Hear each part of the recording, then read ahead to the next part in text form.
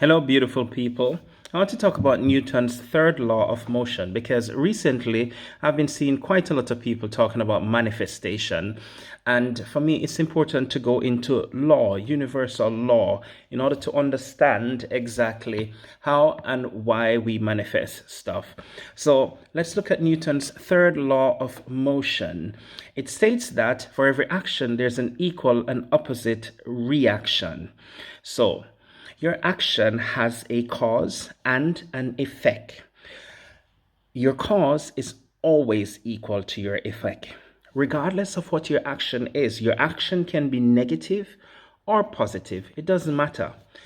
What's most important is the reason why you take the action. Your reason is the cause. Now, the reason why you take an action is always determined by the thought that you have before you took that action. So your thought is really your reason for taking the action. The energy of the thought is your reason. So if the thought is negative, the reason why you take the action is negative. Okay? If your thought is positive, then you have a positive reason for taking that action. Okay? Now, if you want to manifest something in your life and your reason for doing it is selfish or self serving, which is negative, then you're most likely going to end up with a negative result. Okay? I'm not saying that you will not manifest it. You might manifest it, okay? Because we're powerful beings and we can manifest things. But will it make you happy? Probably not. Most likely not. Because your reason for manifesting is negative, okay?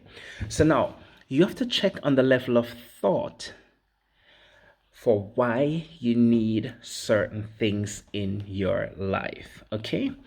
So your thought is your reason, and I've heard this phrase before: your reason reaps your result. Now, many people are going to say, if you take a positive reason, you can also have a negative result. It never happens. But here is the trick.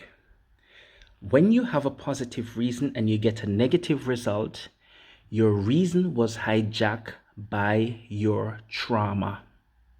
Yes, your childhood trauma has hijacked your reason. And this is why hypnotherapy helps to get rid of childhood trauma before you can start setting reasons, making decisions. So, my dear fellow friends, before you start manifesting like crazy, here's what you need to do. You first need to work on you. You first need to become before you start manifesting. You first need to eliminate, get rid of, override your childhood traumas. Because your traumas will eventually become your dramas, and they are going to hijack your reason for wanting the things that you want and for getting the things that you get and for the results that you get. I've seen this so many times in my life, and I've done I'm a great manifester. And I've seen that I've asked for stuff and have manifested things that didn't last and that I ended up miserable with. And I decided to stop until I learn over the years, study a lot, and learn why these were the case. So, my dear, I started a journey of working on myself, and in the interim, I've become a rapid transformational hypnotherapist. So, I've seen the result of rapid transformational hypnotherapy done by Marissa Peer. And for that reason, I've decided to become one myself. I've helped my friends, I've helped numerous people, clients that I've had, and the results are phenomenal. And so, this is why I'm here pleading to you. Do yourself a favor, book a session, examine your childhood traumas. We all have traumas. And I want you to understand that trauma does not necessarily mean something dramatic which happened in your youth. As a hypnotherapist, I've come to realize that it's not the great events that determines how we register the world and the traumas that we have. It's sometimes a very simple thing. Between the ages of 0 and 8, as a child, we tell ourselves stories about events that makes us feel uncomfortable. And these stories are never true when they're negative, but they are registered as a belief. And that belief about oneself becomes the reality, or a belief paradigm, the reality of our circumstances after the ages of 8. We start to manifest that belief because your mind is meant to serve you. So you first make your belief, and then your belief makes you. You create the program that you want to govern you. You're creating your beliefs every day. But the core beliefs happens between 0 and 8. Let's say, for example, a woman leaves her child to sleep. The child wakes up. She didn't look at the child. Took an hour or so to get to the child. The child is there crying. It's a negative feeling.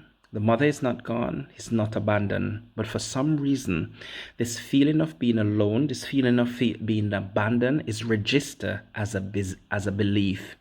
And this belief has become the child's core belief. The problem with core belief is that when you have a core belief, this belief eventually becomes the belief that you use to make meaning of your world. So this belief is creating and begetting other beliefs which looks similar to it. And before you know it, you have what is known as a BS, belief system. And from a belief system, it eventually evolves to your personal paradigm. And so you're acting within a certain paradigm. And it all has to do with a core belief about yourself. Okay? So first, you need to address the core belief, because this is what we term a trauma. And this trauma has become, simply speaking, your personal drama. It will hijack your choices in life. It hijacks the decisions that you make. And when it does that, it also hijacks your outcome. Traumas are always negative. And so when they hijack your reason for reacting, your reason for doing anything, your result is always negative. So you can tell yourself, the positive reason for doing this. But if trauma is in the house, most likely the reason why you have taken that choice in the first place is because of your trauma. I don't want to be a party pooper, but deal with your trauma before you start to make major decisions in your life. If you need any help, you can contact me. I'm here to help. Thank you very much for listening, and have a wonderful day. Bye-bye.